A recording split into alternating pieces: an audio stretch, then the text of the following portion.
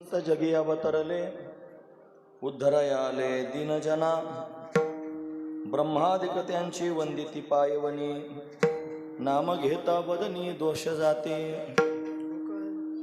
होका दुराचारी विषयासक्त संत कृपे त्वरित उद्धरते ब्रह्मादिक त्यांची वंदिती पायवनी नाम घेता बदनी दोष जाते अखंडित नामा त्यांचे वास पाहे निशिदिनी ध्याये संत संगती ब्रह्मादिक त्यांचे वंदिती पायवनी नाम घेता बदनी दोष जाते विठोबा रखुमाई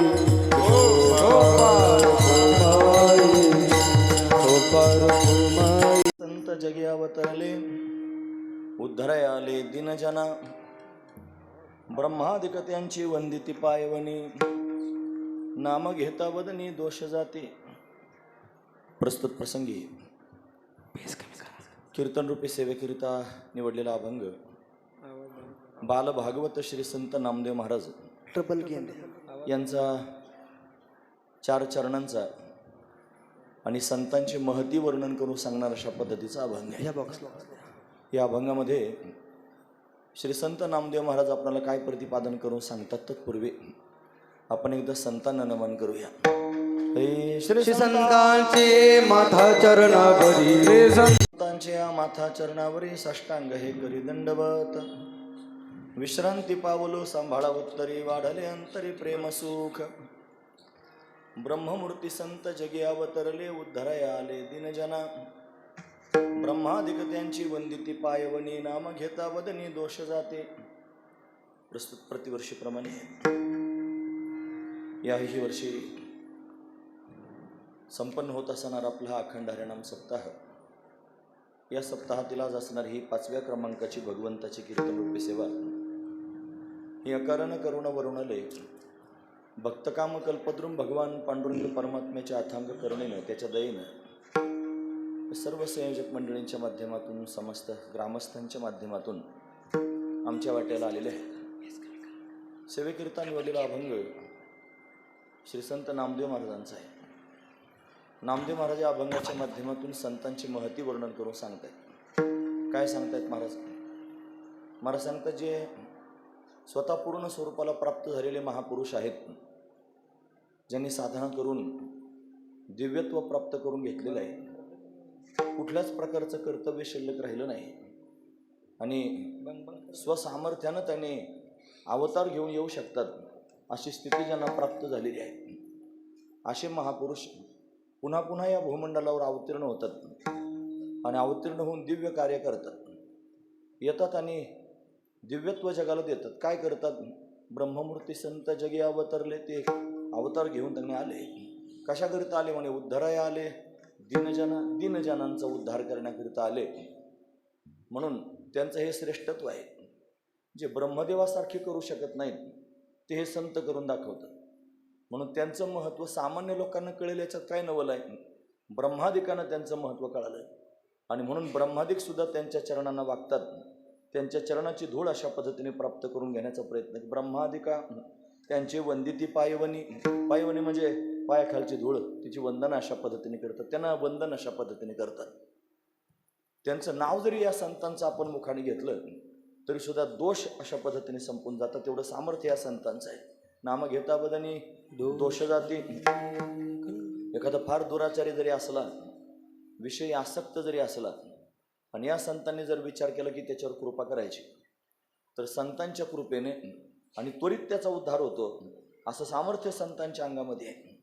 म्हणून एवढे समर्थ असणारे संत आणि अवतीर्ण होऊन त्यांचं दिव्य कार्य करत असतात. नामदेव महाराज म्हणतात, अखंड त्या संतांची मी वाट पाहतो. ते संत मला कधी भेटतील अशी भावना माझ्या अंतकरणात आहे आणि भेटल्यानंतर सदैव त्यांची संगती करतो. की ती संगती जीवाला समाधान प्राप्त करून देणारी आहे, सुख प्राप्त करून देणारी, विश्रांती प्राप्त करून देणारी संतांची संगती आहे. पुन्हा अखंडित नामा त्यांची वास पाहे निशिदिनी ध्याये संत संगती. पण निशी म्हणजे रात्र, दिन म्हणजे दिवस, रात्रंदिवस संत संगती अशा पद्धतीने मी आणि प्राप्त करून घेण्याकरिता अट्टहास करतो आहे असं श्री संत नामदेव महाराज आपल्याला वर्णन करून सांगतात. असा अभंगाचा सरळ अर्थ पाहण्याचा आपण प्रयत्न केला. विठोबा रखुमाई ठोबा अवतरले उद्धराय आले दीनजना ब्रह्मादिक ज्यांची वंदिती पायवनी नाम घेता वदनी दोष जाते. प्रस्तुत आपल्या परमपावन श्रेष्ठ असणाऱ्या सोनेवाडी भूमीमध्ये वर्षानुवर्षे आणि स्वातंत्र्य दिनाचं औचित्य साधून सुंदर असणारी ही पर्वणी सप्ताह या ठिकाणी संपन्न होत आहे. अनेक वेळेला याच्या सेवा करण्याचा योग येतो. त्याच नियमानुसार याही वर्षी भगवंताची ही सेवा करायची आहे. भाऊंचं वैकुंठवासी श्री परशुराम महाराजांचं सानिध्य आपल्या सर्वांना प्राप्त झालं. त्या सानिध्यातून संस्कार प्राप्त झाले आणि त्या संस्काराने पारमार्थिक जीवन आपल्या अशा पद्धतीने घडलेलं आहे. म्हणून ते संस्कारच आता सध्या बोलत आहेत आणि सुंदर असणार हे चित्र आता डोळ्यासमोर दिसत आहे. सुंदर डेकोरेशन आहे. इकडं पाहिलं तर आणखी वैकुंठात आल्यासारखंच वाटतंय. सजावट पाहून सगळीकडे लखलखाट आहे. रंगरंगोटी भारी आहे. आता कोणत्याही कोपऱ्यातला माणूस सहज झोपू शकतो. पंखे चालू आहेत. म्हणजे पंखे हवा लागल्यानंतर थोडं सहज त्यांनी सुंदर असणारी हवा या सगळ्या गोष्टी त्यांनी महाराज अतिशय स्पष्ट आणि सुंदर त्यांनी दिसत आहेत. लोक संसार थाटामाटात करतात, उड्या मारून नाचून खर्च करून करतात. तसं परमार्थसुद्धा त्यांनी महाराज उड्या मारून नाचून खर्च करून केलं पाहिजे. खरं तर परमार्थ जास्त खर्च करून केलं पाहिजे, थाटामाटात केलं पाहिजे. तिथं काटकसर करतात आणि प्रपंच करताना मात्र त्यांनी फार थाटामाटात करतात. पण तुम्ही हे दाखवून दिलं की आता एवढा मोठा खर्च करून तुम्ही परमार्थ थाटामाटात करत आहात आणि हेच खऱ्या अर्थानं आजपर्यंत आपल्यावर झालेल्या संस्कारांचं फळ आहे. म्हणून सुंदर असणारी ही आणि स्थिती पाहून मोठं समाधान अशा पद्धतीने वाटत आहे. काय बोलावं असा प्रश्नच असतो रोजच. आम्ही आज गाडीमध्ये आमचे एक पुणेवाडीकर बाबांना घेऊन आलेलो आहे. आता काय अभंग घेतला पाहिजे असा मुद्दा सुरू होता. बाबांनी लगेच अभंग सांगितलं. बरं ममूर्ती संत जगी अवतरले असा अभंग म्हणल्यावर मग आता बाबांचं कसं मन मोडायचं. म्हणून जो समोर आला त्या अभंगावर आता मी चिंतन करणार आहे. थोडा वेळ जोपर्यंत मला शक्य होईल, मला रेटल तोपर्यंत रेटण्याचा प्रयत्न करेल. भाऊ म्हणायचे आपलं म्हणजे कसं कडीला कोंडा लावायचा. भाऊंचे शब्द असायचे ते कडीला कोंडा लावायचं. त्यांचे शब्द आहेत महाराज. मग त्या पद्धतीनं आपलं सारखं करून घ्यायचा हा त्यातला भाव आहे. म्हणून ही सर्व सुज्ञ असणारी मंडळी, ही गायक वादक मंडळी म्हणजे सामान्य नाहीत. हे एक एकाचे मनोव्यापारे विश्वची वय समोरे अशी ज्यांची अवस्था आहे, जे चिंतन करणारी मंडळी आहेत. उगाच त्यांनी तुम्ही आणलेत म्हणून आणले असं नाही. आपल्याकडे दुसरे पचणार पण नाहीत. म्हणून सुज्ञ मंडळी आहे. सुज्ञांच्या समोर त्यांनी सेवा करायची आहे. संतांविषयी त्यांनी बोलायचं आहे. संत श्रेष्ठच आहेत, सगळ्या अंगाने श्रेष्ठ आहेत. ते सगळ्या जगाकरिता उपकार करण्याकरिताच त्यांनी त्यांचा अवतीर्ण होत असतात. पण संत शब्दाची व्याख्या अनेक वेळेला ऐकत असतो. मोठ्या भाऊंनी संत शब्दाची व्याख्या करून ठेवली होती. पंढरपूरचे भाऊ ज्यांनी संत म्हणजे काय याची व्याख्या त्यांनी सांगितली. आपले भाऊ सतत त्यांनी ते म्हणत राहायचे. तुमच्या जर आठवणीत असेल तर, म्हणजे कृपाळू असतात त्यांना संत असं म्हणतात.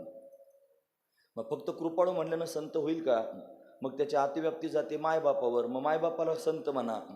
मग मायबाप कसे काय संत होतील? ते पिंड पाळीला माया जन्म मरण जाया संत संग.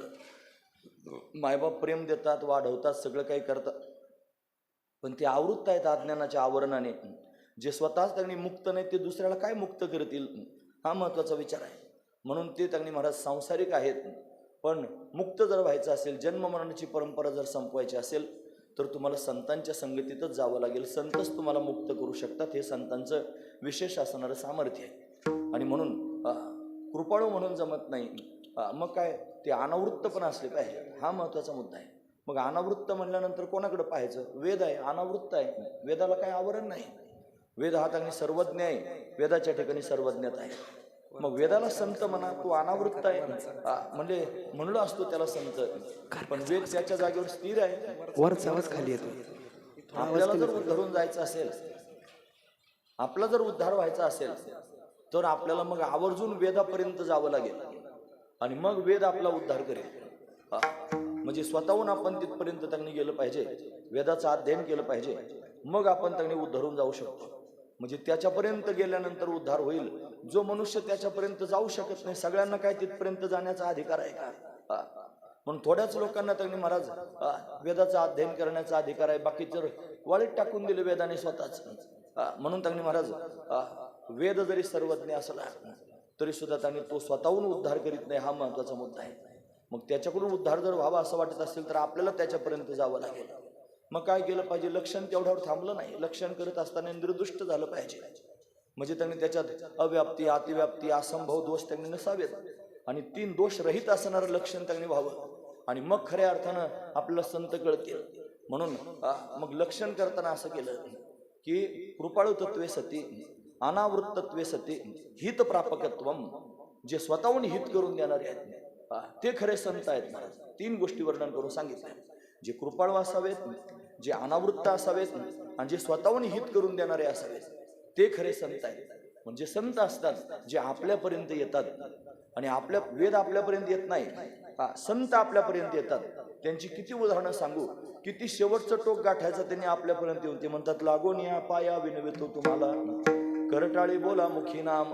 याच्यापेक्षा काय केलं पाहिजे संतांनी? संत आपल्या घरी येतात आणि आपल्या घरी येऊन त्यांनी महाराज आपल्याला विनवणी करतात. बाबा अरे उठा, जागे वारे आता, स्मरण करा पंढरीनाथा, भावे चरणी ठेवा माथा, चुकवा व्यथा जन्माच्या, धन दारा पुत्र जन बंधू सोयरे विशून सर्व मिथ्या हे जाणून शरण रेघा देवासी. आपल्याला सल्ला देतात, ऐसे काहो न करा काही, पुढे नाही नाशजा, विश्वंभरा शरणागत भूतजात वंदुनी. सल्ला आपल्याला देण्याकरिता येतात, समजून सांगतात. बाळा म्हणतात येसा ती आली या ओळगा शारंग धरू, नाहीतरी संसारू जाईल रया.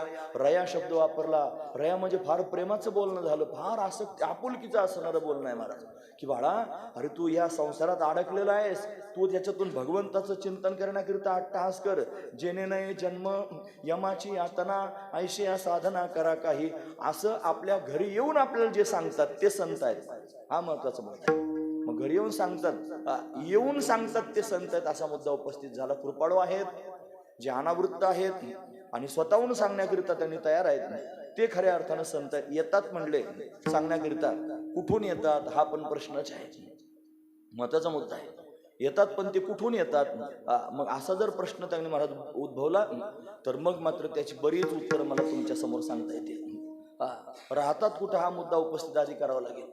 मग कुठून येतात हा मुद्दा त्यांनी महाराज तेथे उपकारासाठी आले. काय म्हणले? संत उपकार करण्याकरिता आपल्या घरोघर आले. येथे उपकारासाठी आले घरजा वैकुंठी.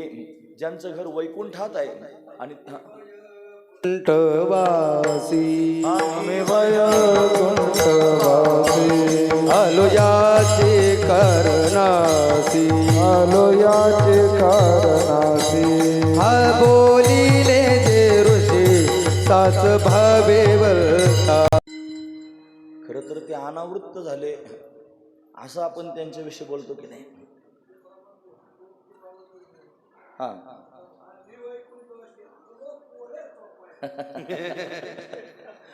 वक्ते बाबा म्हणजे महाराजांना वक्ते बाबांची आठवण झाली. हे प्रमाण आलं की वक्ते बाबा म्हणायचे आम्ही वैकुंठवाशी आलो पोळ्या दाबायशी. बरोबर आहे. संत मात्र त्यांनी महाराज असे दिव्य आहेत. बघा अनावृत्त शब्द आला. अनावृत्त, जे अनावृत्त आहेत म्हणजे काय? ज्यांच्या ठिकाणी अज्ञानाचं आवरण शिल्लक राहिलेलं नाही. तुम्ही ऐकतात ना सर्व? महत्वाचा मुद्दा सांगतो. अज्ञानाचं आवरण शिल्लक राहिलं नाही म्हणजे अज्ञान गेलेलं आहे. अज्ञान गेलं रे गेलं की काय जातं? अज्ञान कार्य पण जातं. कारण सहवर्तमान जगताची निवृत्ती. अज्ञान कारण आहे आणि जगत हे कार्य आहे. मग कारण गेलं की कार्य सुद्धा निघून जातं. बरोबर आहे की नाही? मग ते अनावृत्त झाले असं आपण आता ऐकलं. म्हणजेच काय झालं? त्यांच्या दृष्टिकोनातून जगत नावाचा त्यांनी प्रकार संपूर्णच गेला. जगत झालंच नाही. न झाला प्रपंच, आहे परब्रह्म, अहम सोहम ब्रह्मा कळले, तत्वमसी विद्या ब्रह्मानंदी सांग, तेची झाला अंग तुका आता. अशी त्यांची अवस्था आहे. त्यांच्या दृष्टीने जगत झालंच नाही. जगनो हे अवघे देवा, जगनो हे अवघा देवा, जगनो हे अवघा देवा, जगनो हे अवघा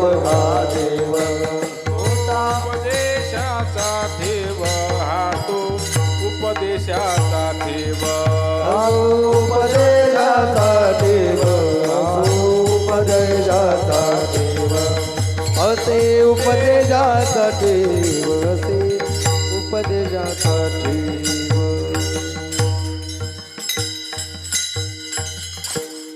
खरा उपदेशाचा ठेवा तर हाच आहे की जन नाही देवच आहे.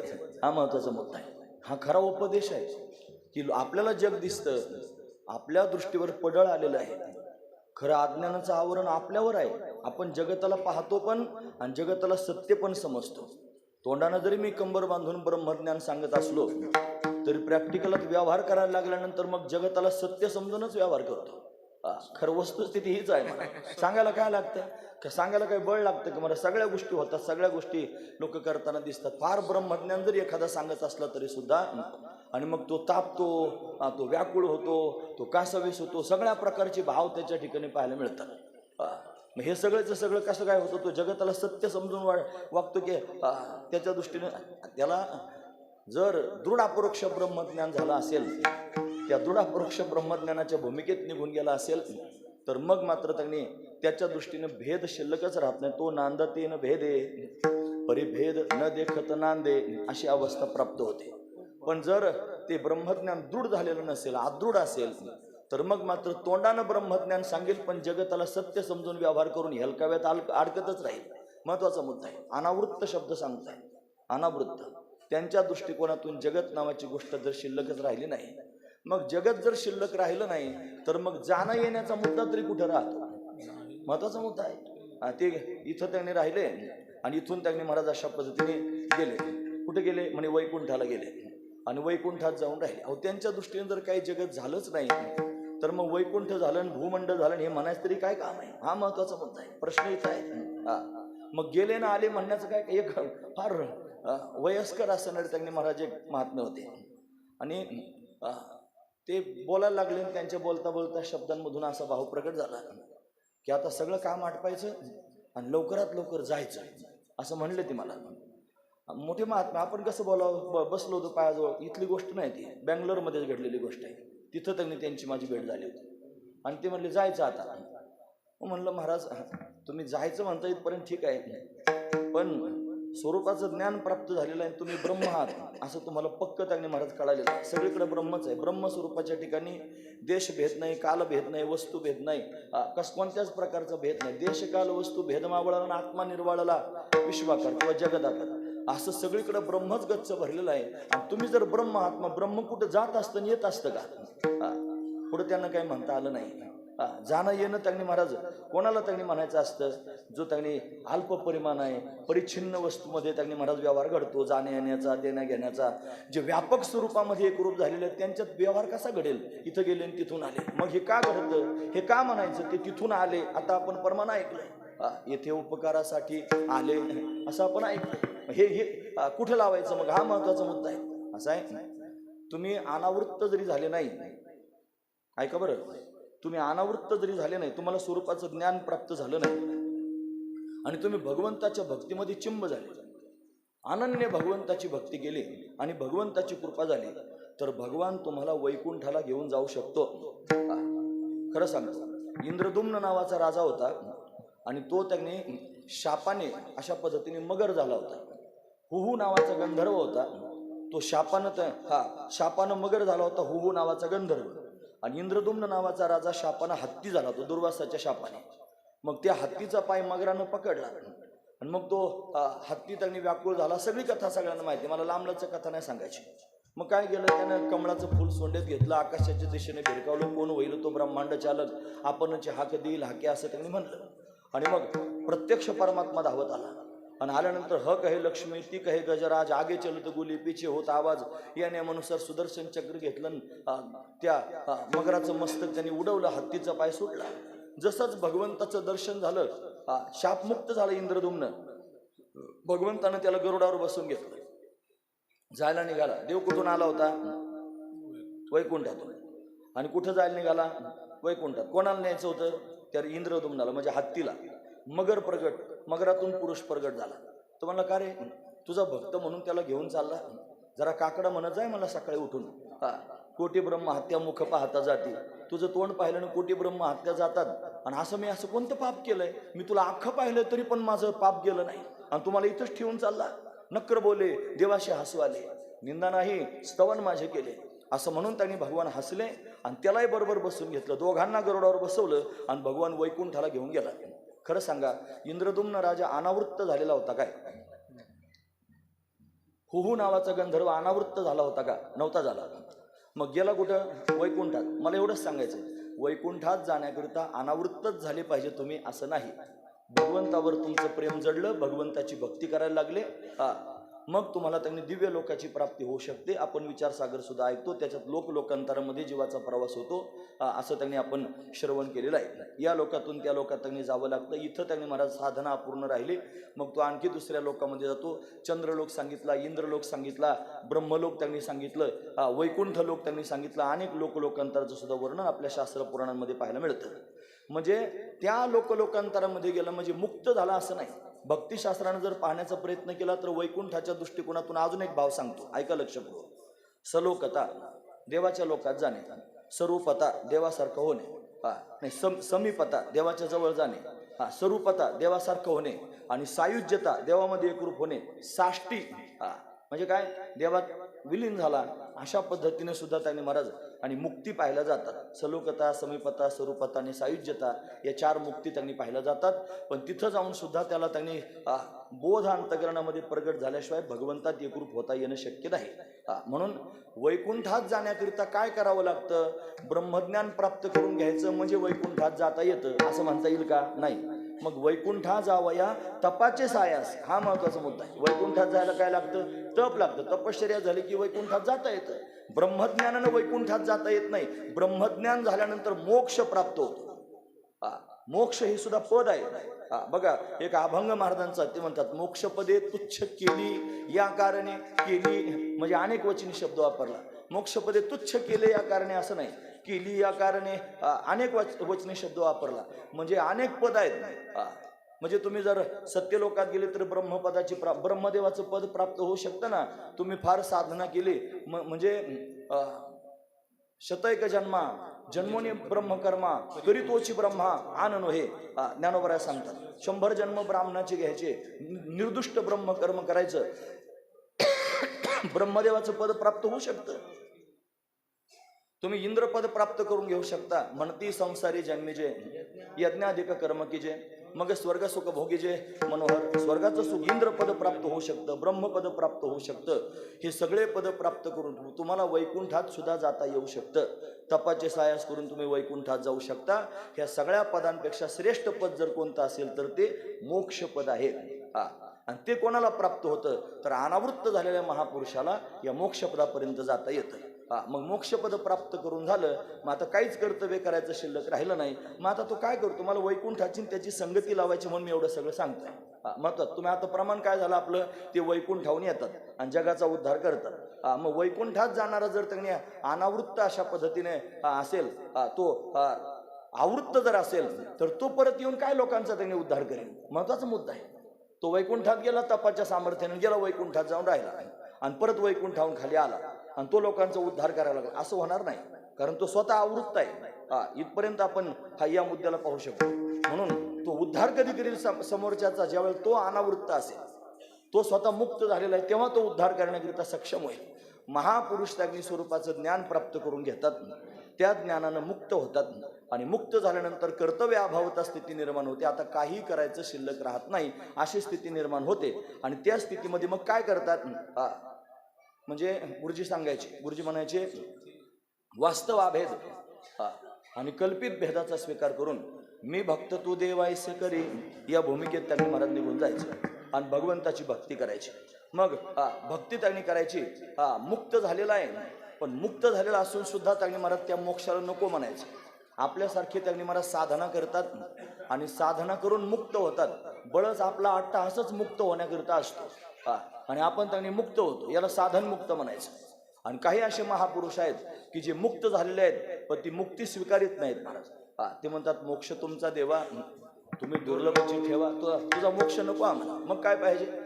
आम्हाला परत आणि जन्माला यायचं. घेईन मी जन्म याजसाठी देवा, तुझी चरणसेवा साधावया. किंवा मोक्षपदे तुच्छ केली या कारणे आम्हा जन्म घेणे युगायुगी. आम्हाला परत युगायुगात जन्माला यायचं. कशाकरिता जन्माला यायचं त्याचं कारण अंडरलाईन करा. संत कशाकरिता जन्माला येतात?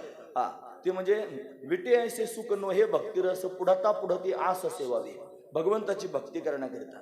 मग हे आता या जन्मात मुक्त झालेले आहेत आणि मुक्त होऊन काही कर्तव्य शिल्लक राहिलेलं नाही, ते भगवंताची भक्ती करण्याकरिता तयार झालेले आहेत आणि त्यांची ती भक्ती पाहून भगवान प्रसन्न झालेला आहे. तो भगवान स्वतः त्याच्या तोंडानं म्हणतो, यावरी ही पार्था जो माझी या भजनिया सता तया ते मी माथा मुकुट करी, त्याला मी माझ्या मस्तकावरचा मुकुट करून अशा पद्धतीने नाचतो. म्हणजे देवाला तो फार प्रिय वाटतो. हा महत्वाचा मुद्दा आहे. म्हणजे देव सुद्धा त्याची त्यांनी अपेक्षा अशा पद्धतीने करत राहतो. मग त्याचं कार्य त्यांनी महाराज इथलं पूर्ण झालं, त्याचं आयुष्य त्यांनी संपलं. मग अनेक प्रकारचे प्रारब्ध सांगितले जातात. स्वेच्छा प्रारब्ध, परेच्छा प्रारब्ध, अनिच्छा प्रारब्ध आहेत की नाही प्रारब्धाचे प्रकार. मग त्याचं जर सगळं कर्म दृढ अपरोक्ष ब्रह्मज्ञान कधी होईल? ज्या दिवशी तुमच्या संपूर्ण कर्माचा क्षय होईल. तसं होईल का? होणार नाही. कर्म जर शिल्लक राहिलं आणि मग तुम्ही त्यांनी सगळंच तुम्ही काय होऊ शकतं, तुम्हाला ब्रह्मज्ञान झाल्यानंतर फार तर फार संचित कर्म तुमचं जळून जाईल. क्रियमान कर्म तुम्हाला लागायचं नाही, पण प्रारब्ध कर्म मात्र भोगल्याशिवाय संपायचं नाही. मग त्याच्यातलं जर लवलेश शिल्लक राहिला तर तुम्हाला त्यांनी महाराज अशा पद्धतीने परत जन्माला येणं भाग आहे. महाराज जरी तुम्हाला या जन्मात ज्ञान झालं आणि कर्म जर शिल्लक राहिलं असलं तर तेवढं प्रारब्ध भोगण्याकरिता पुन्हा जन्माला यावं लागतं. हा नियम आहे की नाही? म्हणजे त्याला पुन्हा त्यांनी अशा पद्धतीने जन्माला यावं लागतं. पुन्हा पुन्हा त्यांनी महाराज जन्म त्याला घ्यावा लागतो. पण ज्याचं सगळं संपलेलं आहे आणि आता त्याला त्यांनी महाराज मोक्ष सुद्धा नको आहे आणि पुन्हा जन्माला यायची इच्छा आहे, मग तो स्वसामर्थ्यानं त्यांनी महाराज पुन्हा जन्माला येऊ शकतो. त्याच्यात ते सामर्थ्य भगवत कृपेनं प्राप्त होतं. तो नित्य मुक्त होतो. असे श्रीमद भागवतामध्ये 12 सांगितले. याला द्वादश भागवत भक्त असं म्हणतात. ते ज्ञानी आहेत महाराज. आता त्यांची यादी माझी पाठ नाही. स्वयंभू, मनु असे त्यांचे नाव आहे. ते सगळे नित्य मुक्त आहेत. 12 असे भागवत भक्त आहेत की जे स्वसामर्थ्यानं जातात आणि येतात सुद्धा. त्यांना स्वरूपाचं ज्ञान प्राप्त झालेलं आहे. ते भगवंताची भक्ती करण्याकरिता येतात आणि आपल्याबरोबर इतरांचाही उद्धार अशा पद्धतीने करतात. इथलं काम थोडंसं आटोपलं की मग ते विश्रांती घेण्याकरिता जातात. आधी जो प्रल्हाद तोची पै अंगद. प्रल्हाद काही ज्ञानी नव्हता का? प्रल्हादाला ज्ञान होतं. प्रत्यक्ष भगवान प्रगट झाला होता. प्रल्हादाची आणि दत्तात्रयांची भेट झाली असं भागवतात वर्णन आहे. आणि कावेरी नदीच्या तटावरती दत्तात्रय प्रभूंनी प्रल्हादाला बोध प्राप्त करून दिला असं भागवतातलं चिंतन आहे महाराज. मग ती पूर्ण ज्ञानी आहेत. मग ज्ञान झालेलं आहे. मग आता प्रल्हादाला परत जन्माला यायचं काय कारण आहे? पण स्वसामर्थ्यानं जन्माला येण्याची तयारी आहे. मग तोच उद्धवाच्या रूपानं प्रगट झालेला आहे प्रल्हाद. जे उद्धवजी जे अंगदाच्या रूपानं प्रगट झाले, तेच अंगदजी महाराज उद्धवाच्या रूपानं प्रगट झाले. तेच उद्धवजी महाराज नामदेव महाराजांच्या रूपानं प्रगट झाले. तेच नामदेव महाराज तुकोबारांच्या रूपानं प्रगट झाले. म्हणजे हे पुन्हा पुन्हा पुन्हा पुन्हा स्वसामर्थ्याने येतात. हे नित्य मुक्त आहेत. अनावृत्त तर आहेत आणि भगवंताचे भक्त झालेले आहेत आणि भगवंताची भक्ती करून त्यांनी महाराज आता इथलं काम आटोपल्यानंतर त्यांनी कुठेतरी विश्रांतीला जावं लागतं म्हणून भगवत धामामध्ये विश्रांती करण्याकरिता जातात. त्या वैकुंठामध्ये राहतात आणि तिथं राहून त्यांनी महाराज भगवंताच्या आज्ञेनं वक्तेबाबांनी ब्रह्मचित्काला नावाचा ग्रंथ लिहिलाय. त्या ग्रंथामध्ये मुक्ताबाईचं चरित्र आहे, बरोबरच सगळ्या ज्ञानोबा आदी करून भावंडांचं चरित्र आहे. त्याच्यामध्ये असा एक टॉपिक आहे. काय टॉपिक आहे? कोण कोणाचा अवतार आहे असं त्यांनी मला टॉपिक आहे. ज्या वेळेला भगवंताला अवतार घ्यायला जायचं त्यावेळेला भगवान काय करतो की मिटिंग घेतो आणि मिटिंग घेऊन सगळ्यांना बोलावतो, मी जाणार आहे. भगवंतानं बोलवलं सर्वांना. भगवंतानं सांगितले, पहा महादेव प्रत्यक्ष निवृत्तीनाथांच्या रूपानं प्रगट होणार आहेत. मी ज्ञानदेव होणार आहे, ब्रह्मदेव सोपान होणार आहे, आदिशक्ती मुक्ताबाई होणार आहे. हे सगळेचे सगळे त्यांनी सांगितले, तुम्ही सगळ्यांनी अवतार घेऊन अशा पद्धतीने या. म्हणजे प्रत्येकाला कार्य वाटून देतून त्याचं मंडळ घेऊनच खेळायला येतो. हा भगवंताचा स्वभाव आहे महाराज. पण हे जे सगळेचे सगळे त्यांनी नित्यमुक्त असणारे महापुरुष आहेत, जे अनावृत्त स्थितीला प्राप्त झालेले आहेत, त्यांच्या दृष्टीने जगत नावाची गोष्ट शिल्लकच राहिली नाही. त्यांनी स्वतःहून त्यांनी खेळण्याकरिता स्वीकारलेली आहे. वास्तवाभेदन कल्पित भेदाचा स्वीकार करून ते खेळतायत आणि त्यांच्या खेळामध्ये असणारा हा संपूर्ण प्रकार आहे. मग सगळं कार्य इथलं पूर्ण झालं की वैकुंठात विश्रांती करण्याकरिता जातात आणि विश्रांती झाल्यानंतर परत यायचं असं ज्यावेळी ठरतं त्यावेळेला तेच अशा पद्धतीने पुन्हा अवतीर्ण होतात आणि भगवत इच्छेनं त्यांनी अशा पद्धतीने त्यांचं कार्य करायला सुरुवात करतात. मग त्यांना स्वरूपाचं ज्ञान प्राप्त झालेलं आहे. ज्याला ब्रह्मस्वरूपाचं ज्ञान प्राप्त होतं तो ब्रह्मरूपच होतो असं शास्त्र म्हणतं. श्रुती म्हणते ब्रह्मविद ब्रह्मैव भवती. ज्याला ब्रह्मस्वरूपाचं ज्ञान झालं तो ब्रह्मरूपच झाला. म्हणजे ते काय झालेले आहेत? ब्रह्मरूप झालेले आहेत. म्हणजे ते पूर्णत्वाला प्राप्त झालेले आहेत. पण तरी सुद्धा त्यांनी ते बाजूला केले. हे लोकोत्तर भाव आहे महाराज. सगळ्या लोकांना त्या स्वरूपात एकरूप होण्याकरिता अट्टहास आहे आणि त्यांचा अट्टहास ते न स्वीकारण्याकरिता अट्टहास आहे. ब्राह्मी स्थिती प्राप्त झाली पण ती स्वीकारायची नाही असं ठरवलंय. तर त्याच्यात जर राहिलो तर मग देवा हाती रूप धरविला आकार निधून निराकार होऊ त्याशी. आम्ही जर त्या स्वरूपात एकत्रित होऊन गेलो, एकरूप झालो, तर मग देव उभा राहिला बघ आणि आम्ही त्याचे भक्त झालो, कोण त्याची भक्ती करील असा प्रश्न त्यांनी महाराज प्रत्यक्ष समोर होतो. मग ते काय म्हणतात, आम्हाला बाकीचं नकोच काही, नको ब्रह्मज्ञान, आत्मस्थिती भाव, मी भक्त तू देव ऐसे करी. ब्रह्मज्ञान झालं की नाही झालं? झाल्यावर नको म्हणतात की न होताच नको म्हणतात. आमच्यासारखे कंबर बांधून म्हणतात मोक्ष सुख हा तुला मिळू दे ना आधी. महत्वाचा मुद्दा, तुला आधी मोक्ष मिळू दे मग तू लाथा मार, हा महत्वाचा मुद्दा आहे. तुला मिळालाच नाही आणि तरी तू लाथा मारायचा प्रयत्न करतोस, हे खोटंच आहे महाराज सगळं म्हणणं. हा महत्वाचा विचार आहे. त्यांना मिळालेला आहे आणि मिळाल्यानंतर नको म्हणतात. न लगे हे मज तुझे ब्रह्मज्ञान, हे गोजरे सगुण रूप पुरे, तुझं गोजर सगुण रूप मला त्यांनी प्रिय वाटतं. हे लागला उशीर पतित पावना, गेला वचना विसरोनिया. भगवंताच्या भक्तीमध्ये चिंब आहेत म्हणून त्यांनी मला भगवंताची भक्ती स्वतः करतात आणि स्वतः भगवंताची भक्ती करून जडमुडांना सुद्धा भगवंताच्या भक्तीला लावून त्यांच्या उद्धाराकरिता अट्टहास करतात. हा त्यांचा स्वभाव आहे. म्हणजे ते स्वतः त्यांनी मला ज्ञानाच्या माध्यमातून अनावृत्त झालेले आहेत. जगत नावाचा त्यांनी पदार्थ त्यांच्या दृष्टीने शिल्लकच राहिला नाही अशी त्यांची स्थिती झालेली आहे. वास्तव अभेद हा त्यांच्यामध्ये त्यांनी प्रत्यक्ष प्रगट झालेला आहे आणि मग ते कल्पित भेदाचा स्वीकार करून स्वतःला भक्त म्हणायला लागलेले आहेत. त्यांनी देव समोर उभा केलेला आहे. देवाचं भजन करतायत, भजन करून पोट भरत नाही, खादलीची खावे वाटे भेटले भेटे आवडी अशी अवस्था झालेली. लाभाची असोसे पुढे चाली मना, धनाचा कृपाना लोभ जैसा या स्थितीत गेलेले आहेत. आणि म्हणून हे सगळं त्यांनी महाराज पुन्हा चित्र डोळ्यासमोर घेऊन भगवंताच्या भक्तीमध्ये चिंब आहेत आणि ती त्यांनी महाराज भक्ती करता करता आणि स्वरूपाच्या स्थितीमध्ये एकरूप होऊन सुद्धा त्यांनी भक्तीमध्ये आणि चिंब होऊन भगवंताच्या धामामध्ये जातात. कुठं? वैकुंठ धामामध्ये जातात. तिथं त्यांनी विश्राम अशा पद्धतीने करतात आणि विश्राम करून त्यांनी महाराज हे ब्रह्मरूप झालेले महापुरुष, जे ब्रह्मरूप झाले म्हणून त्यांना नामदेव महाराज ब्रह्ममूर्ती असं म्हणतात. ब्रह्मन मूर्ती कुठं जुळत असतं का महाराज? जिथं त्यांनी मूर्ती शब्द आला तिथं ब्रह्म कसं? मूर्ती म्हणल्यानंतर आकार आला की नाही? मग त्या ब्रह्माला कुठं आकार असतो का? ते ब्रह्म आकाराच्या पलीकडचं आहे. नामरूप संबंधो जाती क्रिया भेदू, हा आकार राशीचं प्रवादू वस्तुशी नाही. ब्रह्म वस्तूच्या ठिकाणी नाम नाही, रूप नाही, संबंध नाही, जाती नाही, क्रिया नाही, भेद नाही. या सगळ्या गोष्टी ब्रह्मस्वरूपाच्या ठिकाणी नाहीत. मग ब्रह्म आणि मूर्ती, आता मूर्ती जर पाहिली तर मूर्तीला आकार असतो, आहे की नाही? या सगळ्या गोष्टी नाम असतं, रूप असतं, या सगळ्या गोष्टी मूर्तीच्या ठिकाणी पाहायला मिळतात. दोघांचा समन्वय कसा घालायचा हा पण प्रश्नच आहे महाराज. हा महत्वाचा मुद्दा आहे. त्यांनी स्वरूपाचं ज्ञान प्राप्त करून ते ब्रह्मरूप झालेले आहेत आणि ब्रह्मरूप होऊन मग तिथं हे सूत्र त्यांनी वापरायचं. वास्तवाभेद, कल्पित भेद असं त्यांनी म्हणायचं. ज्ञानोबारांनी अमृतानुभवात सांगितलेला दृष्टांत डोळ्यासमोर आणायचा. काय दृष्टांत आहे डोळ्यासमोर आणायचा? ते म्हणले देव देऊळ परिवारू की जे कोरोनी डोंगरू, तैसा भक्तीचा व्यवहारू कान व्हावा. एकच डोंगर आहे, त्याच्यामध्ये सगळा खडक आहे आणि त्याच्यात त्यांनी मला शिल्पकारानं शिल्प तयार करायचं ठरवलं. मग त्यांना आधी पायऱ्या तयार केल्या, मग अजून कोरत कोरत आतमध्ये गेला, मग खांब तयार केले, त्याच्यानंतर एक नंदी चांगला तयार केला, त्याच्यानंतर आणखी पुढे जाऊन अशा पद्धतीने सुंदर गाभारा तयार केला, त्याच्यामध्ये एक महादेवाची पिंड तयार केली, त्याच्या पाठीमाग लगेच ताबडतोब पार्वतीची मूर्ती तयार केली, वरती चौकटीवर गणपती तयार केला. म्हणजे देव तयार झाला, देवाचा परिवार तयार झाला, सगळं मंदिर तयार झालं, मंदिरातले खांब तयार झाले, मंदिराच्या पायऱ्या तयार झाल्या. हे सगळं ज्याच्यातून तयार झालं एकच खडक आहे, हे का? त्याच्यात दर्शनाला जायला निघाला जो मनुष्य आहे, एकावर पाय देतो, कोणता खडक आहे तोच, आणि एकावर डोकं ठेवतो, कोणता खडक आहे तोच. म्हणजे त्याच खडकावर एकावर पाय देतो आणि एकावर डोकं ठेवतो.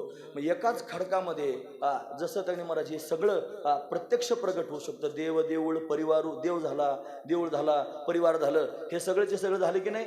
तैसा भक्तीचा व्यवहारू का न व्हावा, तसा भक्तीचा व्यवहार का होऊ शकत नाही? म्हणजे ते स्वतःच देव झाले आणि देव होऊन त्यांनी महाराज देव स्वरूपामध्ये विलीन झाले.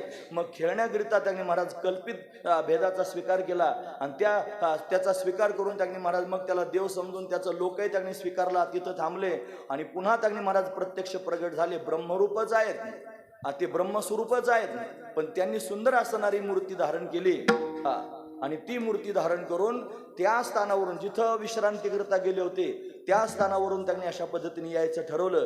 कुठे आले? सामान्य असणाऱ्या लोकांचा उद्धार करण्याकरिता या भूमंडलावरती अशा पद्धतीने आले आणि त्यांचं कार्य करू लागले. श्रीमद आद्य जगद्गुरु शंकराचार्यांचं वर्णन करताना तुकोबरायांचा एक अभंग आहे. खरं तर त्याच्यामध्ये तसे स्पष्ट शब्द नाहीत असा लोकांचा त्यांनी दावा आहे, पण ते जर चिंतनच आपण केलं बारकाने तर ते सगळं आचरणाकडे लागतं. भाग्यवंता हेची काम मापी नाम वैखरी, आनंदाची पुष्टी अंगी, श्रोते संगी उद्धरती. फार महत्वाचा मुद्दा आहे. म्हणजे भाग्यवंताला हेच काम आहे, मापी नाम वैखरी, वैखरीनं भगवंताचं नामचिंतन करायचं आणि त्याच्यामध्ये स्वतः आनंदी व्हायचं. स्वतः आनंदी होऊन त्यांच्या संगतीत जे जातात ते स्वतः आनंदी होतात आणि फक्त आनंदी होतात नाही, श्रोते संगी उद्धरती, त्यांच्या संगतीत गेलं तरी पण अशा पद्धतीने उद्धार होतो. हे त्यांचं सामर्थ्य आहे. जे त्यांनी स्वतः ब्रह्मरूप झालेले आहेत, ब्रह्मरूप होऊन भगवंताचं भजन अशा पद्धतीने करतायत, त्याच्यामध्ये तल्लीन झालेले आहेत आणि ते त्यांनी महाराज आपल्या सर्वांच्या समोर प्रगट झालेले आहेत. त्यांच्या संगतीत जर तुम्ही गेले तर तुम्हाला वेगळा उद्धार करून घ्यायची गरज पडत नाही. तुम्ही त्यांचं फक्त ऐकण्याकरिता जरी जाऊन बसले तरी सुद्धा तुम्हाला मोक्ष प्राप्त होईल, एवढं सामर्थ्य त्यांच्यात आहे. मोक्ष असे आयता श्रवणाची माझी, श्रवणातूनच मोक्ष प्राप्त होतो की नाही महाराज. त्यांच्या संगतीत तुम्ही जाऊन बसले, मुखानं फक्त नाम घेतात असं नाही, ते भगवंताचं चिंतन करतात आणि ते चिंतन जर त्यांच्या मुखातून श्रवण करायला मिळालं तर जडमूड सुद्धा अशा पद्धतीने उद्धरून जातात. म्हणजे स्वतः भगवंताची भक्ती करतात. एक मुद्दा, त्यांचा अवतारच होत असतो. कशाकरिता होतो? भगवंत संतांच्या अवताराची कारण मी तुम्हाला सांगतो. म्हणे अवतार तुम्हा धराया कारण उद्धाराया जन जडजीव, जडजीवांचा उद्धार उपकार करण्याकरिता येतात. येथे उपकारासाठी मग आपण प्रमाण पाहिलं, कोणावर उपकार करतात? ते जीवावर उपकार करण्याकरिता येतात. काय जीवावर उपकार करतात? जीव भवबंधनात अडकलेला आहे, त्याला मुक्त करण्याकरिता 8 तास करतात. ते त्यांनी महाराज वेदावर उपकार. आता वेदावर कोण उपकार करेल महाराज? पण संतांनी उपकार केला. कसं काय उपकार केला वेदावर? किती लोकांना वेद माहिती आहे? वेदाचे नाव सांग म्हणलं तरी काय सांगता येत नाही, 4 वेदाचे नावं. मग ते वेद आणि त्या वेदातला भाव त्यांनी सर्वसामान्य लोकांच्या समोर प्रत्यक्ष प्रगट केला. स्वरात बिघडतंय ना, मर्द बिघडलं तर बिघडलं, मी बिघडलं असू द्या. ऐका बरं सगळ्यांनी लक्षपूर्वक. वेद सामान्य माणसाला कळत नाही म्हणून वेद लोकांच्या समोर त्यांनी सांगितलं, शास्त्र लोकांच्या समोर सांगितलं, शास्त्रावर उपकार केला, धर्मावर उपकार केला. धर्म किती लोकांना कळतो महाराज? श्रुतिर्वे भिन्ना स्मृतयस्य भिन्ना नैको मुनिर्यस्य वच्च प्रमाणम धर्मस्य तत्वम निहितो गुहायाम महाजनो येन गतस्य पंथः. धर्माचं तत्व त्यांनी सूक्ष्म तत्व आहे. 2 गोष्टी सूक्ष्म आहेत, एक ब्रह्म सूक्ष्म आहे आणि धर्म सूक्ष्म आहे. सामान्य बुद्धीला ब्रह्मही कळत नाही आणि सामान्य बुद्धीला धर्मही कळत नाही. ते कळण्याकरिता काय केलं पाहिजे? महाजनो येन गतस्य पंथः. म्हणजे वेदावर उपकार केला, शास्त्रावर उपकार केला, धर्मावर उपकार केला, जीवावर उपकार केला. अरे देवावर उपकार केला. देवावर कसं काय उपकार करतील? देवावर कोणी उपकार करावं? आपण काय एवढे समर्थ आहोत का देवावर उपकार करायला? याला खातो कोण देवाला?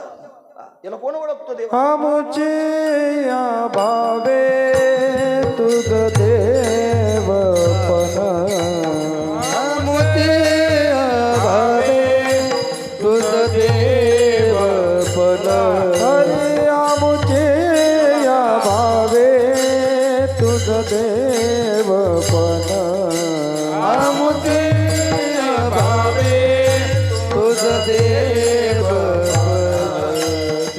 का विसरुना राहिला ते का विसरुना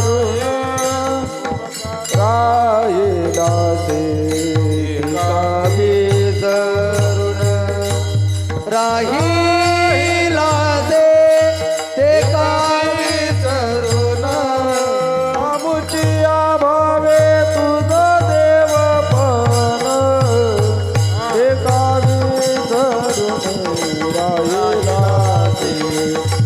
ते का विसरून राहिलासे. आमुया भावे तुझ देव पण ते का विसरून राहिलासे. ते का विसरून राहिलासे.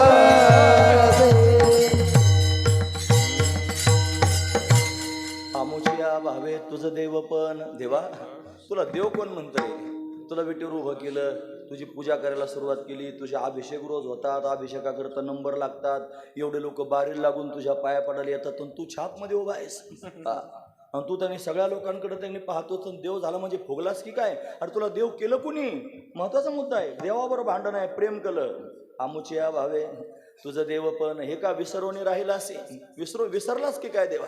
समर्थाशी नाही उपकार स्मरण, दिल्या आठवण वाचून. तू समर्थ झालास पण उपकार केल्याची आठवण तुला करून दिली तर मग देव म्हणला बाबा मी कुठं नाही म्हणतो. देव सुद्धा म्हणतो तुमचेनी बरा दिसत असे. मी जरी बरा दिसत असलो, फार शृंगार होत असला, माझे देवळं बांधलेन, फार त्यांनी मला डेकोरेशन केलं, हे सगळं जरी माझं झालं तर हे सगळं माझं सामर्थ्य नाही. तुम्ही मला त्यांनी देव म्हणले म्हणून सगळ्या जगाला त्यांनी मी कळालो. हा महत्वाचा विचार आहे महाराज. म्हणून त्यांनी देवाला देव पण आणलेला आहे. मी प्रश्न विचारू का तुम्हाला? एक महत्वाचा सोपा प्रश्न आहे, पोथीतला नाही, माझ्या माथ्यातला आहे. प्रश्न विचारतो, मला तुम्ही सांगा, आधी बाप असतो का आधी मुलगा असतो? बाप आधी असतो की मुलगा आधी असतो? तुम्ही हुशार माणसं आहे की नाही, युगपत आहे की नाही. तरी सुद्धा ढोबळ मानानं जर पाहिलं तर आधी लोकांच्या दृष्टीनं कोण असतं? बाप आधी असतो मग मुलगा होतो असं लोकांना म्हणायचं. पण तसं नाही. ते मुलगा आहे, त्याचं लग्न झालेलं आहे. लग्न झाल्यावर तो काय झालेला आहे? नवरा झालेला आहे. नवरा झालेला आहे. एखादा नवरा झाला मग त्याला कोणी बाप म्हणतं का? नाही म्हणत. मग बाप कधी म्हणावं लागेल? मुलगा झाल्यावर. म्हणजे बाप म्हणण्याकरिता, बाप होण्याकरिता आधी त्याला काय व्हावं लागेल? मुलगा व्हावं लागेल. म्हणजे मुलगा आधी व्हावं लागेल, मग त्यांनी बाप व्हावं लागेल. युगपत झाले इथपर्यंत ठीक आहे, ते तुम्हाला माहिती आहे सूक्ष्मता. म्हणजे रज्जूवरचा जो साप आहे की नाही, त्याला अधिष्ठान कोण आहे? रज्जू आहे. हे कोणाला माहिती आहे? तुम्ही ढोबळ मानून काय म्हणता? रज्जू. ऐका तुम्ही, मी काय सांगतो, रज्जूवरचा साप, दोरीवरचा साप दिसला की नाही, दोरीवरच्या सापाला अधिष्ठान कोण आहे? ढोबळ मानानं कोण सांगता तुम्ही? दोरी. मग दोरी अधिष्ठान आहे का? नाही. रज्जू उपइच्छैतन्य अधिष्ठान आहे. ही जशी सूक्ष्मता आहे ना, तसं तुम्हाला युगपत हे तुम्हाला माहिती आहे. पण ढोबळ मानानं आम्हाला एवढंच माहिती आहे, मुलगा झाला की मग बाप होत असतो. सरळ गोष्ट आहे. म्हणजे आधी कोण? मुलगा, नंतर बाप. म्हणजे त्यांनी आधी मुलगा व्हावा लागेल, मग त्यांनी बाप. आता दुसरा प्रश्न विचारतो, देव आधी असतो का भक्त? आता मागचे ऐकता ना तुम्ही सगळे का गुंगले तिकडच? यांचं इकडे चाललंय काय चाललं ते. काय आधी असतं? देव आधी असतो का भक्त आधी असतो? सगळ्यात महत्वाचा मुद्दा सांगतो, आधी भक्त असावं लागेल.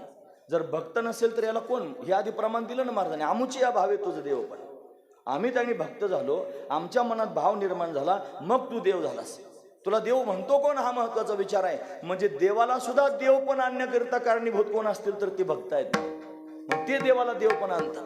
म्हणजे उपकार केला की नाही देवावर, महत्वाचा मुद्दा आहे. म्हणजे त्यांनी वेदावर उपकार केला, शास्त्रावर उपकार केला, धर्मावर उपकार केला, जीवावर उपकार केला आणि देवावर उपकार केला. एवढ्यावर उपकार करण्याकरिता संत अवतीर्ण होत असतात. वाढावया सुख, भक्ती, भाव, धर्म, कुळाचार नाम विठोबाचे, हे सगळं वाढवण्याकरिता येतात. हे त्यांचं सामर्थ्य आहे. कोण? जे ब्रह्मरूप झालेले आहेत, जे कर्तव्य अभावता स्थितीत आहेत, जे नित्यमुक्त आहेत, भगवंताची भक्ती करून त्यांनी महाराज वास्तव अभेद आणि कल्पित भेदाचा स्वीकार करून खेळ मांडलेला आहे. त्या खेळात त्यांनी महाराज अशा पद्धतीने वैकुंठात विश्रांती करण्याकरिता गेलेले आहेत. कोण? जे ब्रह्मरूप झालेले आहेत ते. त्या ब्रह्मरूप असणाऱ्या महापुरुषांनी आणि पुन्हा येण्याची अपेक्षा अंतकरणात निर्माण केली. मग यायचं म्हणल्यानंतर एखादी मूर्ती तर धारण करावी लागेल की नाही? आम्ही जायचो परिक्रमेला, गेलो त्यावेळेला नर्मदा तुम्ही गेले होते ना, नर्मदा परिक्रमेला गेलं की मग तिथं त्यांनी महाराज गेल्यानंतर लोक फार स्वागत करतात. आणि लक्षपूर्वक ऐका बरं मी काय सांगतो ते. तिथं गेल्यानंतर त्यांनी महाराज, आम्ही जर 4-6 लोक बरोबर असलो की तिथं गेलेले लोक आमची व्यवस्था करताना पहिला प्रश्न विचारतात, आप कितनी मूर्ती हो? काय प्रश्न आहे? आप कितनी मूर्ती हो? म्हणजे तुम्ही किती मूर्ती आहात, तुम्ही किती जण आहात, असा प्रश्न विचारला जातो. म्हणजे येणाऱ्या लोकांना ते काय म्हणतात? मूर्ती. तुम्ही किती मूर्ती आहात? म्हणजे कुठंतरी जायचं म्हणल्यावर मूर्त रूपानं जावं लागेल ना. महत्वाचा मुद्दा आहे. ब्रह्म मूर्त रूपानं येईल का? ब्रह्माला मूर्त म्हणता येईल का? नाही. मग ते ब्रह्मरूप झाले नाहीत का? झालेले आहेत. पण ब्रह्मरूप झालेले असून सुद्धा जर त्यांना समाजाच्या समोर प्रगट व्हायचं असेल तर त्यांना मूर्त रूपात यावं लागेल की नाही? मग तेच ब्रह्मरूप झालेले महापुरुष मूर्त रूपानं त्यांनी प्रगट झाले. कुठं? या भूमंडलावर आले. आणि कशाकरिता आले? एवढ्यानं उपकार करण्याकरिता आले. पण एवढ्यांचा उपकार करत असताना त्यांनी बाकीच्या सगळ्या उपकारांना थोडं बाजूला ठेवलं आणि सगळ्यात महत्वाचा मुद्दा जर त्यांच्या डोळ्यासमोर कोणता असेल तर कळवळा. कशाचा? हे सगळे बुडायला लागले. बुडत आहे जन न देखावे डोळा, येतो कळवळा म्हणून या, येतो हिताचा कळवळा, पडती हाती म्हणून काळा. हे सगळेजण त्यांनी महाराज भातुकले झालेले आहेत. हे सगळे त्यांनी काळाच्या हातातले भातुकले आहेत. हे कशालाच घाबरत नाहीत. हे वाघाला घाबरत नाहीत, हे चोराला घाबरत नाहीत, हे डाकूला घाबरत नाहीत, हे कोणाला घाबरत नाहीत. पण काळ समोर आल्यानंतर यांना घाबरावं लागतं. हे दीन झालेले आहेत.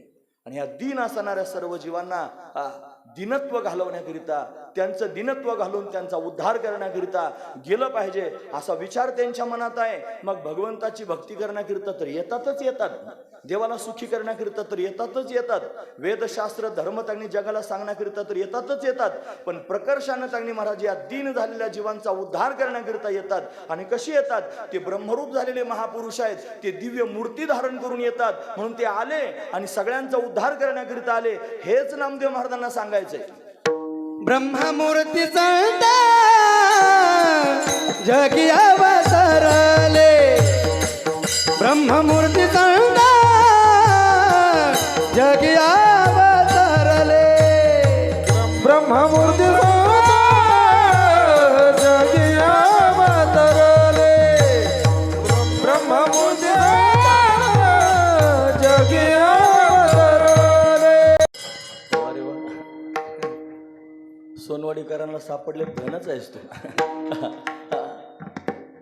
ब्रह्ममूर्ती संत जगी अवतरले. ब्रह्ममूर्ती असणारे संत आहेत, जे ब्रह्मरूप आहेत, नित्यमुक्त झालेले आहेत. तुम्ही ऐकतात ना सर्वजण? उगाच मी त्यांना संत आहेत आणि खाली आले अवतार घेऊन आले असं नाही. मी तुम्हाला उलगडा करून सांगितला की जे कोणत्या स्थितीत जाऊन पोहोचलेले आहेत ते अनावृत्त आहेत. त्यांच्या मनात कृपा आहे, स्वतःहून त्यांनी येतात म्हणून त्यांना संत असं म्हणतात. कृपाळू तत्वे सती अनावृत्त तत्वे सती हित प्रापकत्वम. जे कृपाळू आहेत त्यांच्या पोटामध्ये कळवळा आहे आपल्या सगळ्यांचा. आपला उद्धार व्हावा, आपण त्यांनी महाराज जीवपणा आपला जावा, आवागमनाची परंपरा आपली संपावी. फार दुःख असतं जन्माला येताना, गर्भवासाचं दुःख फार कठीण असतं, हे त्यांना माहिती आहे महाराज. मग सगळ्या जगाला सांगण्याकरिता येतात. काय गर्भवासाचं काय सांगू, गर्भीच्या यातना मज भोगिता नारायणा, मांस मळमूत्र जाणा तुझं क्षणोक्षणा द्यात असे. अरे नस आहे पाशानं फुटती, भयकाप चित्ती भरलाशी गर्भवासाची यातना. किती अनेक दुःखे सांगू, किती सगळं संसाराची स्थिती भयंकर असणारी स्थिती आहे महाराज. किती दुःख वर्णन करू सांगू. अहो त्या गर्भवासात असताना काय काय करावं लागतं. ज्ञानोबरांचे ओवे ते म्हणतात, कटारे मी चाटीला खूपच किती घाण त्यांनी अवस्था सांगितली. गर्भवासातली ही अवस्था आहे. मग सगळ्या जीवांना गर्भवासात जावं लागतं, फार भयंकर वेदना सहन कराव्या लागतात. या सगळ्या वेदनांपासून कोण यांचा उद्धार करेल? आता यांची कोण करेल कीव? महत्वाचा मुद्दा आहे. नुपजे नारायणी भाव पाहुणी ठाव नरदेह. म्हणून यांचा कोण उद्धार करेल असा विचार त्यांनी केला. ते स्वतः मुक्त झालेले आहेत, काही कर्तव्य शिल्लक राहिलेलं नाही. ते स्वरूपाच्या स्थितीमध्ये मस्त आहेत, नित्य मुक्त आहेत, स्वसामर्थ्याने येऊ शकतात. आणि म्हणून त्यांनी महाराज ते सामर्थ्य वापरलं आणि वापरून त्यांनी महाराज दिव्य असणारी मूर्ती धारण केली आणि सर्वसामान्यांकरता या भूमंडलावरती आले, या जगामध्ये अशा पद्धतीने आले. आणि कशाकरिता आले तर उद्धाराया आले. दीनजना, दीन लोकांना. दीन शब्दाचा अर्थ काय होतो? दीन, आपण दीन आहोत महाराज. म्हणजे सगळ्यात पहिले दीन आपण जर कोणाचे असेल तर इंद्रियांची दीन आहोत. इंद्रियांची दिने आम्ही केलो नारायण. इंद्रिय त्यांनी फार बलवान असतात, चांगल्या चांगल्यानं त्यांनी महाराज झंजावून टाकतात. असा इंद्रियांचा स्वभाव आहे महाराज. इंद्रियांचा स्वभाव पाहण्याकरिता कितीतरी ओव्या खर्च केला ज्ञानोबरायांनी. या इंद्रियांना विषयापासून बाजूला करताना केवढ्या वेदना होतात. का सारसाही घडता उहावरुणी वत्स काढिता, का भनंग दौडिता भानियावरुणी, माये पुढुनी बाळक काळे नेता एकुलती एक, का होय उदक तुटता मीना, एका वरचढे होवे अशा पद्धतीने दिल्या. इंद्रिय त्यांनी आसक्त झालेले आहेत त्या विषयाच्या दिशेनं. तिथून त्याला बाजूला करण्याकरिता केवढ्या त्यांनी सायास अशा पद्धतीने करावं लागतात. हे भोळे भाबडे जीव त्यांनी मला त्याच्यात अडकले जातात, यांची कोण किव करेल? म्हणून त्यांचा उद्धार झाला पाहिजे असा विचार मनामध्ये आला. आणि तसा विचार करून त्यांनी स्वसुखाची पर्वा न करता, स्वसुखाची पर्वा न करता, नाही तर ते मस्त स्वतःच्या मस्तीत राहू शकतात.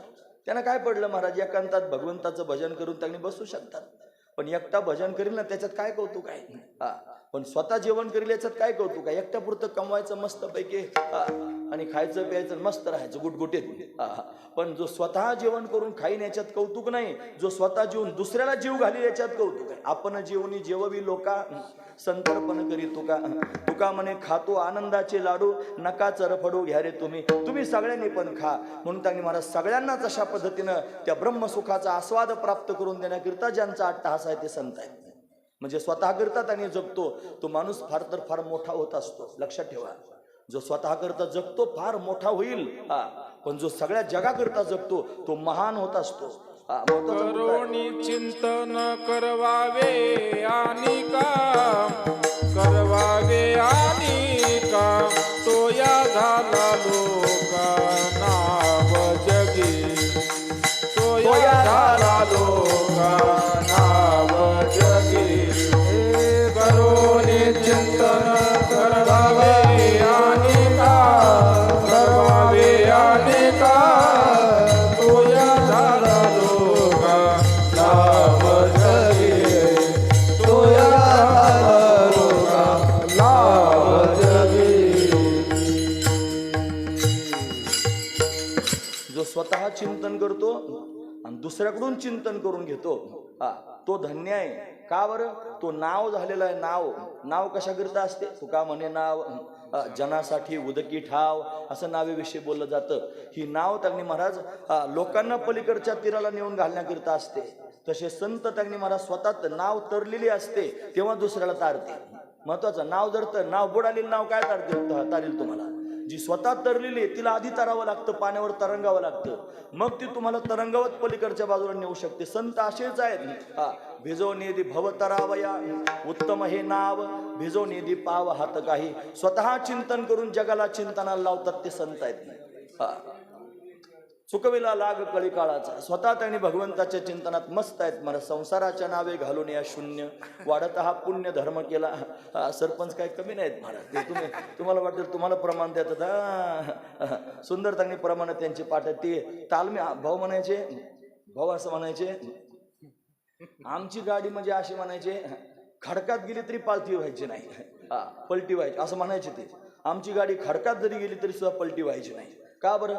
गाडीच त्या प्रकारची तयार झाली होती. तालीम कोणाची होती हा महत्वाचा मुद्दा होता. गुरुजींसारख्या महापुरुषांची त्यांनी मला तालीम तयार झाली होती. किती गाडी आदळून आपटून अशी काही वाकडी तिकडे झाली तरी पलटी मात्र व्हायची नाही, हा महत्वाचा विचार आहे. तसं भाऊंच्या संगतीत राहिलेले जे आहेत तुम्ही सगळेजण तुम्ही पलटी होताना असं वाटत नाही मला. महत्वाचा मुद्दा आहे. तुम्ही चिंतन करता आहात स्वतः आणि तुमच्यामुळे या सगळ्या लोकांना चिंतन करायला लावता आहात. तुमचा काय फायदा आहे? पगार देतात हे सगळे लोक तुम्हाला? नाही पगार देत. असं काही ठरलंय का की हे पाठ सांगणार आहेत आणि त्यांनी आपण सगळ्यांनी मिळून महिन्याला पगार द्यायचा, असं काही ठराव पास झालाय का? नाही झाला. मग तुम्ही का सांगता आहात? तुम्हाला असं वाटतं आपलं तयार असावं आणि आपल्याबरोबर सगळ्यांचं तयार व्हावं. आपण चिंतन करावं आणि दुसऱ्याला चिंतन करायला लावावं. स्वतः नाव व्हावं, आपण उद्धरावं, आपण तरुण दुसऱ्याला तारावं. आपण काय मुक्त आपण तरुणी विश्वतारा ताटी उघडा ज्ञानेश्वरा. आपण तरुणी विश्वतारा आणि ताटी उघडा ज्ञानेश्वरा. संत असेच आहेत जे त्यांनी महाराज स्वतः करता अट्टहास करून जो साधना करून मुक्त झाला त्याला साधू म्हणतात. लक्षपूर्वक आहे का? स्वतः साधना केली मुक्त झाला त्याला साधू असं नाव आहे. पण जो साधू झाल्यानंतर जगाला मुक्त करण्याकरिता निघतो त्याला संत असं म्हणतात. जो स्वतः मुक्त झाला आणि स्वतः पुरताच राहिला साधू आहे, आणि जो स्वतः मुक्त होऊन जगाला मुक्त करण्याकरिता निघाला संत आहे. असा असणारा संत आहे. म्हणून असे संत ब्रह्मस्वरूपाला प्राप्त झालेले आहेत आणि असे संत ब्रह्मस्वरूपाला प्राप्त होऊन मूर्त रूप धारण करून त्यांनी भूमंडलावर आलेले आहेत. कशाकरिता आलेले आहेत? उद्धाराया आले दीनजनांचा उद्धार करण्याकरिता आले. हे काम जे संत करतात ना, हे काम दुसऱ्या कोणाला करता येत नाही. लक्षात ठेवा, हे देवाला सुद्धा करता येत नाही. तुम्हाला काही शहाणपणा सांगायला लागला देवाला काय करता येत नाही. देवाला जर हे करता येत असतं तर देवाला अर्जुनाचा गुरुच होण्याची काय गरज होती? पहिल्या अध्यायामध्ये एवढी बडबड अर्जुना केली. तुम्ही गीता वाचा.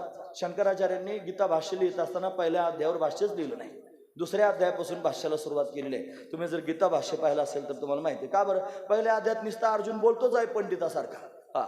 तो काय काय देवाला सांगत होता समजून. देवा पतंती पित्रो हे श्याम लुप्त पिंडोदक क्रिया, त्याचं काय काय त्यांनी महाराज देवाने ऐकून घेतलं, काहीच बोले ना. आणि तो देव काही बोलत नाही. मग हा उद्विग्न झाला. मग देवासमोर म्हणा लागला, कार्पण्य दोषोपहत स्वभाव पृच्छामिताम धर्म संमूढ चेता. असं म्हणून त्यांनी महाराज व्याकुळ झाला, देवाच्या समोर पाया पडायला लागला. म्हणला, देवा अरे मी तुझा शिष्य झालो, शिष्य असते हम शाधिमाम त्वाम प्रपन्न, असं म्हणावं लागलं अर्जुनाला. मग जेव्हा अर्जुनानं कबुली दिली मी तुझा शिष्य झालो, तेव्हा सांगायला लागला.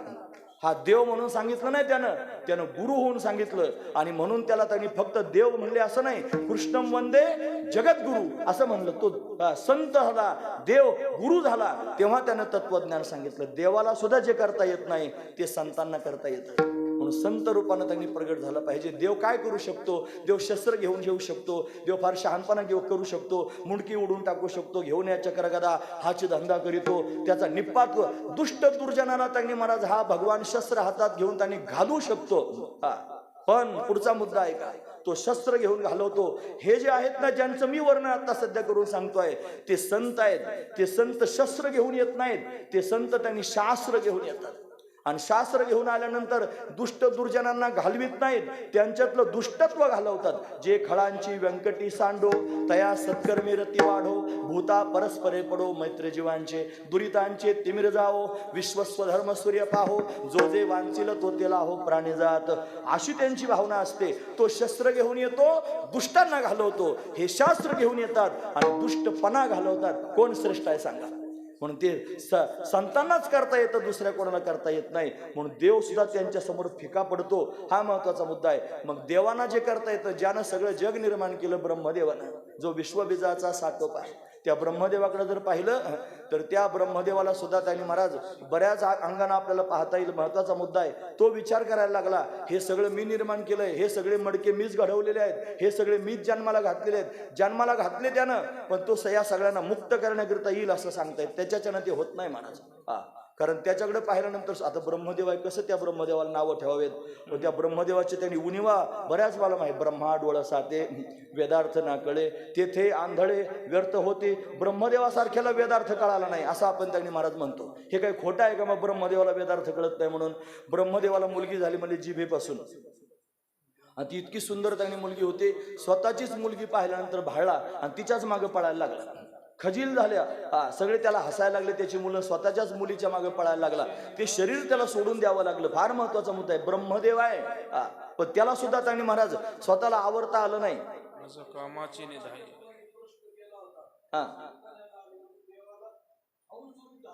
सनकादिक संतांचा आणि ब्रह्मदेवाचा संवाद आहे. आणि सनकादिकांनी ब्रह्मदेवाला प्रश्न विचारले आणि ब्रह्मदेवाला उत्तर देता येत नाही. म्हणून जगाच्या मालकाला पुन्हा एकदा आणि हंस रूपात प्रगट व्हावं लागलं. आणि मग त्यांनी तत्वज्ञान सांगावं लागलं. हा महत्वाचा मुद्दा आहे. ब्रह्मदेवाला सांगता आलं नाही, हा महत्वाचा मुद्दा. इथं पॉईंट हा आहे की ब्रह्मदेव जरी त्यांनी डोळस असला तरी वेदार्थ त्याला कळत नाही. हा पॉईंट आहे महाराज, महत्वाचा मुद्दा आहे. का बरं? अरे ब्रह्मदेव त्यांनी महाराज दीन आहे. अजून ब्रह्मदेवाला दीन म्हणतो, तुला काय वाटतं की नाही? तुला म्हणेल ना महाराज. मी त्याचं दिनत्व सांगतो ऐका.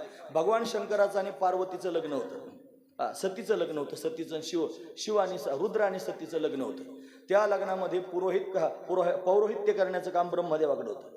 या ब्रह्मदेवानं ज्यावेळेला सप्तपदी चालू होती त्यावेळेला भगवती सती मातेचे त्यांनी फक्त चरण पाहिले. इतकी सुंदर चरण तिचे त्यांनी पाहिले. हा कामातूर झाला. आणि कामातूर झाल्यानंतर त्याचं तेज सखलित झालं. लाजला अक्षरशः. एवढ्या लोकांच्या मध्ये लग्न लावित असताना, पौरोहित्य करीत असताना तेज सखलित झालं. आता काय करायचं? असं टाचाने रगडलं महाराज ते. त्याच्यापासून ऋषी जन्माला आले. त्यांचं नाव वालखिल्य ऋषी. काय म्हणायचं? वालखिल्य ऋषी. ही काय माझ्या मनातली गोष्ट नाही, मी तुम्हाला पुराणातली कथा त्यांनी वर्णन करून सांगतोय. म्हणजे ब्रह्मदेवाला सुद्धा स्वतःच्या मनाला आवड घालता येत नाही. त्याचं कारण ब्रह्मदेव सुद्धा या माध्यमातून जर पाहिलं तर दीन आहे. मला माझं मन आवडता येत नाही, मी दीन आहे. मला माझी इंद्रिय आवडता येत नाही, मी दीन आहे. मला काळाच्या समोर त्यांनी महाराज काही माझं चालत नाही, मी दीन झालेलो आहे. लोकांचं बायका पोरांच्या पुढे चालत नाही, ते त्यांच्या पुढे दीन झालेले आहेत. बायकोने फक्त डोळे जरी वटवरून पाहिले तरी हा शांत होतो, चिडीचूप थंड बर्फासारखा. अशी त्याची अवस्था होतं. तो तिच्या पुढे दीन झालेला आहे. पोरांच्या पुढे काही चालत नाही. पोरं म्हणतील तसंच, बस म्हणलं की बसलाच म्हातारा, उठ म्हणलं की उठलाच. आता तिकडे नाही जायचं. मला दीनत्व सांग. दीन कशाला म्हणायचं? त्याच्या समोर आपलं काही चालत नाही. ही अवस्था जिथं निर्माण होते त्याला दीनत्व असं म्हणतात. मग आपण कशाचे पण दीन होऊ शकतो. जीव हा दीन आहे महाराज.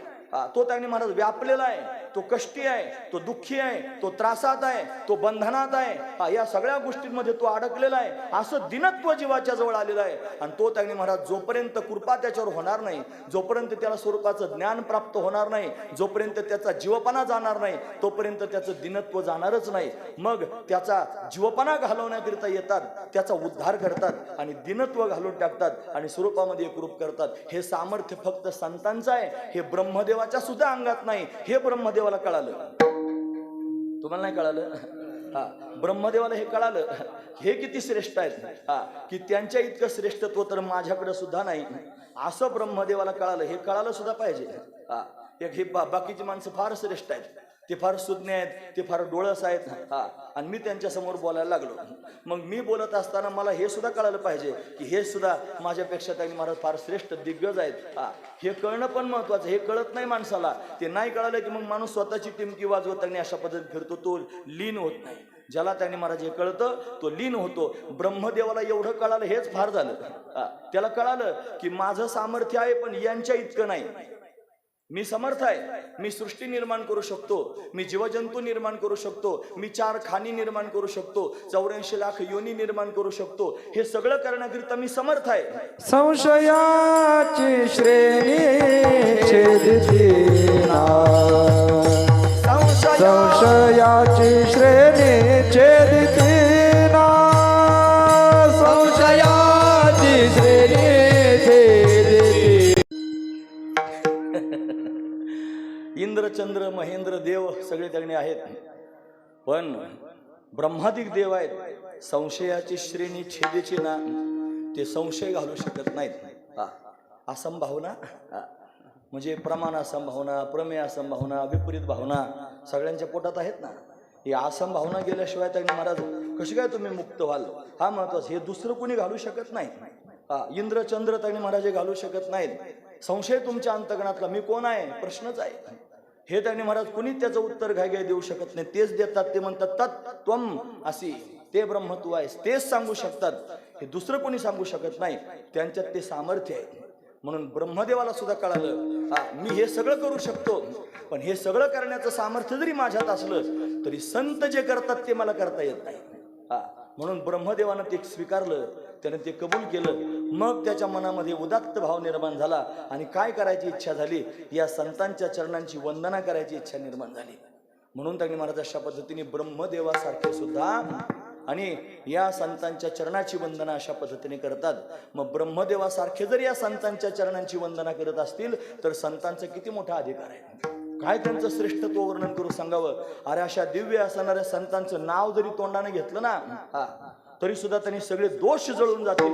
फक्त नाव घेतल्यानं जर दोष जळतील तर संगती केल्यानंतर काय होईल, आणि संगती केल्यानंतर जर त्यांनी सुख प्राप्त होईल. संत संगतीचे काय सांगू सुख, आपणा पारखी नाही तेथे. त्यांच्याकडून बोध प्राप्त झाल्यानंतर काय होईल, त्या बोधानं जर त्यांनी महाराज ज्ञान प्राप्त होत असेल तर मग मात्र त्यांनी महाराज जीवनमुक्त स्थिती प्राप्त व्हायला कितीसा वेळ लागेल. म्हणून संत त्यांनी त्यांच्या संगतीत आलेल्या जीवाला काय करतात तर आपणासारखे करती तात्काळ, काही काळ वेळ तया लागे. म्हणून त्यांनी महाराज पुण्यवंत व्हावे, घेता सज्जनांची नावे.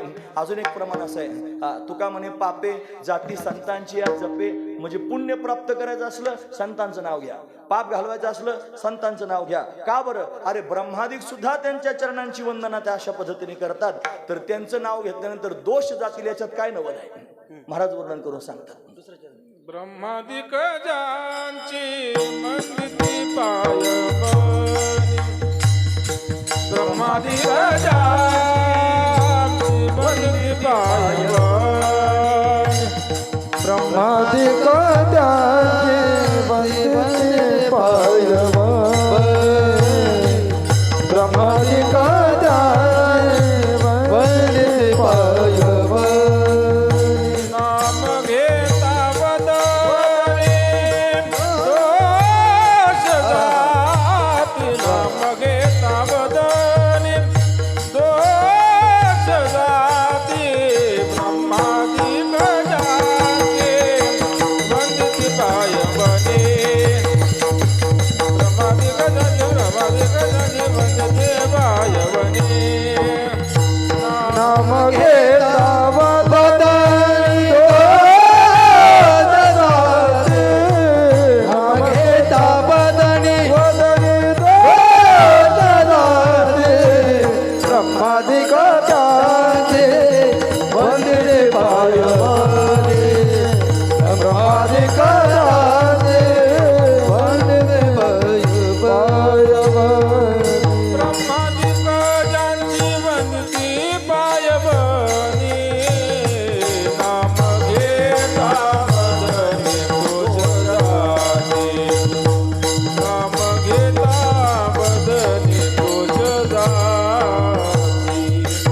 ब्रह्मादिक त्यांची वंदिती पायवरी नाम घेता बदली दोष जाती नाम घेता बदली दोष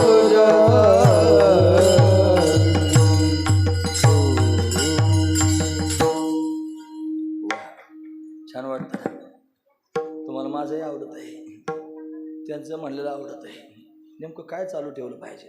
त्यांची अधिक शब्द वापरला, नुसता ब्रह्मदेवच रंगावला मी फक्त. हा, नुसता ब्रह्मदेव नाही, अधिक शब्द वापरला. फक्त ब्रह्मदेवच नाही, हे सगळेच त्यांनी महाराज त्यांच्या पायवणी करता ललायत झालेले आहेत. पायवणी शब्दाचा अर्थ होतो पायाची धूळ, हा, किंवा पायतन म्हणा, काय तुम्हाला म्हणता येईल, किंवा पायाची वंदना म्हणा. हा महत्वाचा मुद्दा. म्हणजे असं आहे, हे कीर्तनात उभे राहिले असं एक प्रमाण माझ्याकडे आहे. हा, चरणीची रज वंदीश्वर पाणी नाचती कीर्तनी त्यांचे माथा. नुसतं भगवंताच्या कीर्तनात नाचला तरी भगवान शंकरासारखे त्यांनी पायाची माती कपाळाला लावतात. शंकर काय सामान्य आहे का? शंकर म्हणजे आपला पाहुणा. असं काय आहे का? आपला सोयरा नाही का शंकर? तसला शंकर नाही. शंकर म्हणजे भगवान शंकर. हे शंकर त्यांनी महाराज प्रत्यक्ष पायाची धूळ कपाळाला लावतात. कोणाच्या? जे कीर्तनात नाचतात त्यांच्या. एवढं सामर्थ्य या भगवंताच्या भक्तीचं आहे, एवढं श्रेष्ठत्व आहे महाराज. मग संत जे आहेत की नाही, त्या संतांच्या चरणाची रज फार महत्वाची आहे. संत चरण रज लागता सहज वासनेचे बीज जळणी जाय मग राम नामे उपजे आवडे सुख घडोघडी वाढू लागे. संत चरणाच्या रजेचं मी सांगते. आमचे बाबा होते ना आपले गडावरचे बाबा, ते स्वतःला संत चरण रज म्हणून घ्यायचे. ते कधी त्याने हरिभक्तीपरायण स्वतःला म्हणून संत चरण. पुरुषार्थ केला बरं महाराज, पुरुषार्थ. मला सांगावंसंच वाटतं. हे मी आता अलीकडं जेवढे कीर्तन ते गेल्यानंतर करतो ना, सगळ्यांमध्ये सांगतो, पुरुषार्थ सांगतो. एक वाक्यात सांगतो, ऐका. हे बघा, एवढा दिवस त्यांनी कष्ट सहन केले. फार शुगर जास्त वाढली, फार त्रास झाला, एक पाय काढावा लागला, इतका त्रास सहन केला. पण ते ड्रेसिंग करण्याकरता डॉक्टर जर आले, मी कितीतरी वेळेला बरोबर होतो. हू नाही, चू नाही, काहीच नाही. सुई टोचा, इंजेक्शन टोचा, काही करा, काहीच नाही. एवढे सुद्धा त्यांनी महाराजांनी आणि हुका चू केलं नाही. एक मुद्दा, एवढे कष्ट सहन केले. आणि असा विचार मनात होता, एवढा त्रास होतो, मग हे आवरून का घेत नसतील, थांबत का नसतील, असा विचार मनात होता. एवढे कष्ट काय पाहतच नव्हते, खाल्लं जात नव्हतं, सगळं होतं. पण एक मुहूर्ताची वेळ पाहत असतील कदाचित. बरोबर साधला महाराज मुहूर्त. साधू ओळखे जे मरणातून साधू ओळखावा. म्हणून माऊलींचं प्रस्थान, निष्ठावान वारकरी होते महाराज. पंढरीची वारी 21 वाऱ्या त्यांच्या बरोबर केल्यात मी पायी. मला आठवत आहे पंढरीच्या वाऱ्या. बाळनाथ गडापासून पंढरपूर 21 वर्ष बाबांच्या बरोबर त्यांनी वारी केली. मला म्हणतो, मी त्यांच्याबरोबर राहून कीर्तन करायला लागलो ना. भाऊंची भेट मला नंतर झालेली, आधी बाबांची भेट त्यांनी झाली होती. पुढचा मुद्दा सांगतो. हा, म्हणजे निष्ठावान वारकरी. मग वारकरी ही जी आपली परंपरा आहे, ही परंपरा ज्ञानोबांनी सगळ्या लोकांच्या समोर प्रकाशित केली. जुना वारकरी संप्रदाय हा आजचा कालचा नाही, बांडगुळासारखा. तो तर सनातन आहे. हा महत्वाचा मुद्दा आहे. त्याच्यातला देव सनातन म्हणल्यावर ते परंपरा पण सनातन असेल की नाही. सगुण निर्गुण दोन्ही विलक्षण ब्रह्म सनातन विठ्ठल हा ज्ञानोबराय म्हणतात. सनातन जर आमचा देव आहे तर आमची जेव्हापासून देव आहे तेव्हापासून परंपरा आहे. पण ही तेव्हापासूनची परंपरा पण ज्ञानोबरायने प्रगट केली. माझी जीवेची आवडे पंढरपुराने गुढी पांडुरंगी मनरंगले गोविंदाची गुणी विधले, असं ज्ञानोबराय म्हणतात. म्हणजे ज्ञानोबरायांचं जे प्रस्थान आहे हे पंढरीच्या दिशेने आहे.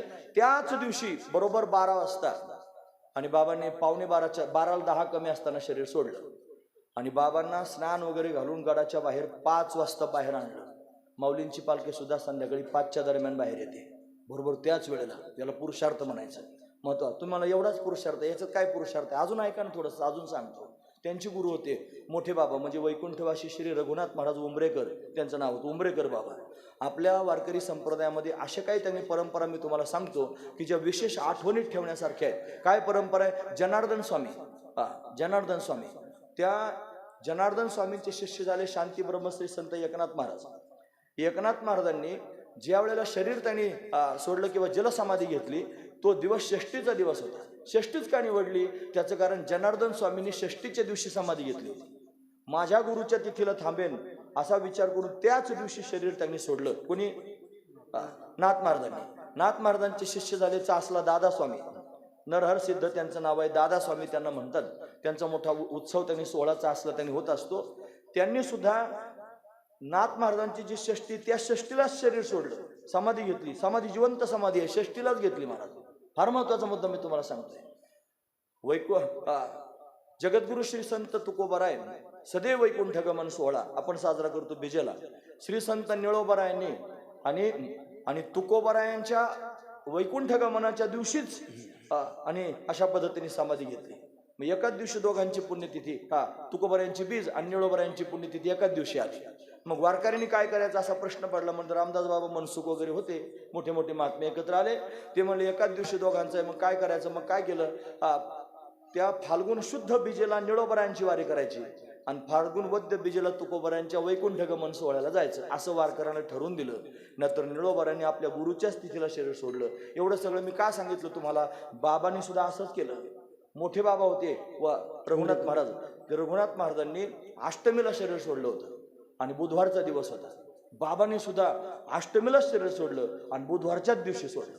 किती मोठा हा काय योगायोग नाही महाराज. एखाद्याला वाटत असेल आता त्याची बुद्धी संकुचित, त्याला मी काय करू, पण करून दाखवा. त्यांनी तुम्हाला होतंय का तुमच्याच्याने, असं होऊ शकतं का, असं होणं सहजासहजी शक्य नाही. हाच पुरुषार्थ आहे, हा त्यांनी करून दाखवला महाराज. म्हणून संत त्यांनी महाराज पुरुषार्थ करू शकतात. ते येतो जातो आम्ही देवाचे सांगात, हे जातो सामर्थ्य आणि येतो हे पण सामर्थ्य आहे.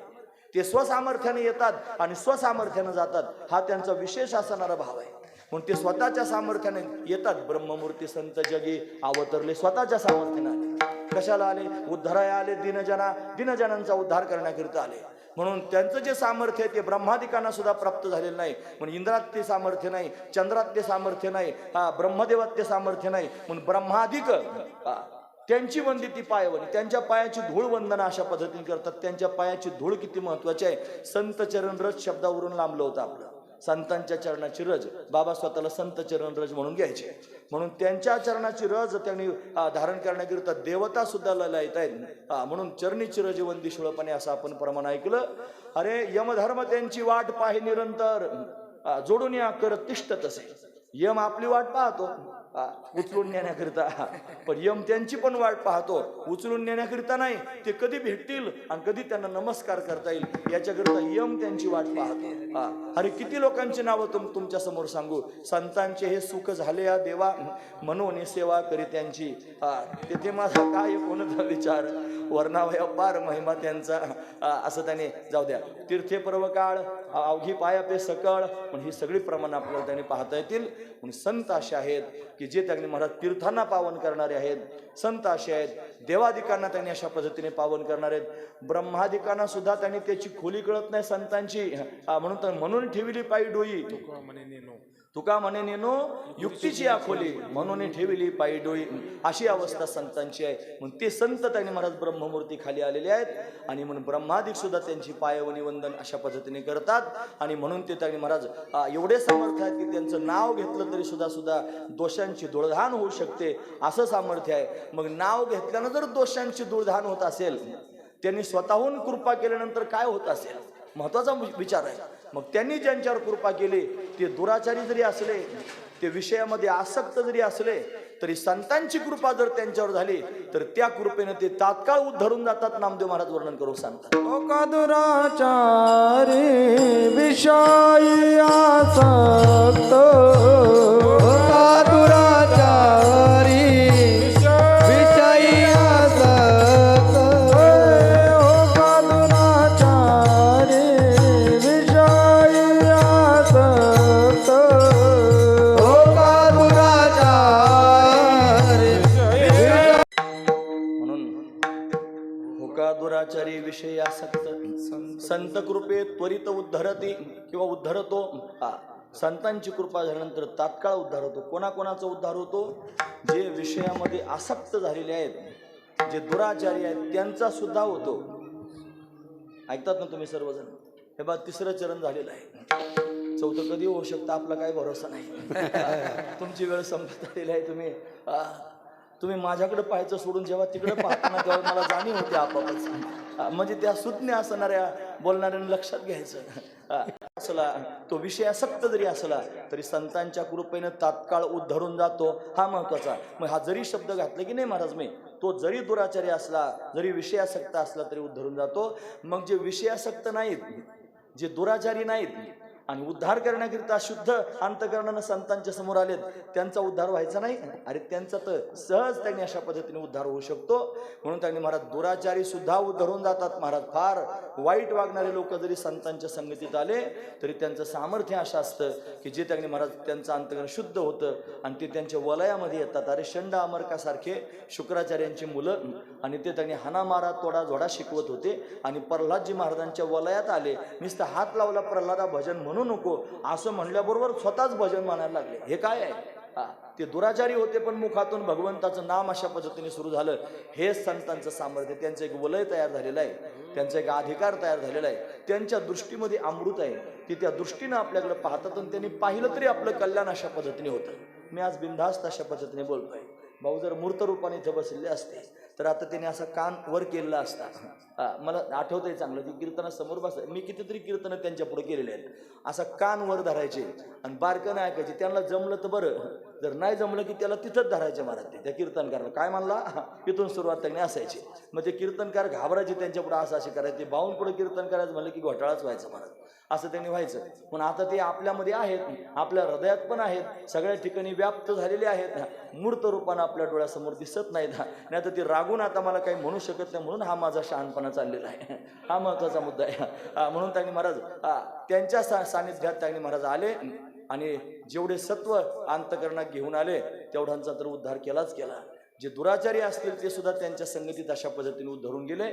हा संपूर्ण अभंग त्यांनी महाराज या संत महात्म्यांकरता लागू होतो. मग तेच ब्रह्ममूर्ती संत आहेत जे जगी अवतीर्ण झालेले आहेत. कशाकरिता? माझ्यासारख्या आज्ञानी जीवांचा उद्धार करण्याकरिता. दीन आहे, संसारात अडकलेलो आहे, माझ्यासारख्याचा उद्धार करण्याकरिता आले. त्यांचं काय वर्णन करून सांगू? अरे ब्रह्मादिक त्यांची वंदिती पायवनी, नाम घेता वदनी दोष जाते. नुसतं त्यांचं नाव घेतलं तरी तोंडानं दोष सगळ्या पद्धतीने निघून जातील. मग दुराचारी विषयासक्त त्यांचं काय सांगायचं? संत जर कृपा झाली त्यांच्यावर तर त्वरित अशा पद्धतीने धरून जातील. म्हणून अशा संतांची कायम अंतकरणामध्ये अपेक्षा केली पाहिजे. सतत हे संत मला भेटावेत अशी इच्छा त्यांनी चित्तात केली पाहिजे. सत्संगेन परमं प्राप्य दुस्तरम तरते चिरात तस्मात अतिप्रयत्नेन सत्संगम सततम करू. प्रयत्नपूर्वक संतांची संगती केली पाहिजे. संत संगती प्राप्त करण्याकरिता अट्टहास केला पाहिजे महाराज. संतांची संगती सहजासहजी प्राप्त होत नसते. भगवंताकडे विनंती केली, देववसे चित्ती त्यांची घडावी संगती, ऐसे आवडते मना देवा पूर्वावी वासना, अखंड दया तुझी प्रीती मज देतयाची संगती, मग मी कमळापती तुझ बाणानी कंटाळा. अशी अनेक प्रमाण मला तुमच्या समोर सांगता येतील की त्यांच्या संगतीकरिता जीव कसावीस होतो. त्यांची संगती कायमस्वरूपी असावीशी वाटते. एका जनार्दनी घडो त्यांचा संग, न व्हावा वियोग जन्मोजन्मी. कायमस्वरूपी संतांचा संग व्हावा. ज्या दिवशी भेटतील त्या दिवशी जीवन धन्य होतं. तो दिवस धन्य आजी दीन संत दर्शनाचा, अनंत जन्मीचा क्षण गेला. मज वाटते त्यांची आलिंगन द्यावे, कदा न सोडावे चरण त्याचे. मला संतांविषयी काय वाटतं? तुका म्हणे संत सेवा हेची देवा उत्तम. देवाला जर संतांची सेवा करणं उत्तम वाटतं तर माझ्यासारख्यानं काय केलं पाहिजे? संतांची सेवा केली पाहिजे. नाही सेवा करण्याचा योग जुळून आला तर संतांच्या संगतीत तरी राहिलं पाहिजे. त्या संतांच्या संगतीत काय आनंद आहे तुम्हाला काय सांगू. ही सगळी मंडळी संतांची संगती प्राप्त झालेली मंडळी आहे. त्यानं विचार संतांच्या संगतीत काय असतं. फार महत्वाचा विचार आहे. ज्यांना ज्यांना खरंच संतांची महात्म्यांची संगती झाली जीवन मंगलमय झालं महाराज. काहीच करायचं शिल्लक राहिलं नाही. अशी अवस्था या मंडळींना प्राप्त झाली की आता हे डोकं त्यांनी काही कारणाकरता दुसऱ्या कोणाच्या समोर नेऊन टेकवायची गरजच शिल्लक राहिली नाही. मोठी गोष्ट मी तुम्हाला सांगतो. असं दिलं ना, कृपादान केले संती आणि कल्पांती ही सरेना. एवढं दान देणारे संत आहेत. पण अशा संतांची त्यांनी अपेक्षा अंतकरणात केली पाहिजे. नामदेव महाराज तुम्ही जर एवढं संतांचं वर्णन करून सांगता मग तुमच्या अंतकरणामध्ये या संतांविषयी काय भाव प्रगट झालेले आहेत मग सांगायला लागले. अखंडित नामा त्यांची वाट पाय, अखंडित नामा त्यांची वाट पाय, निज देन ध्याय, निज देन ध्याय,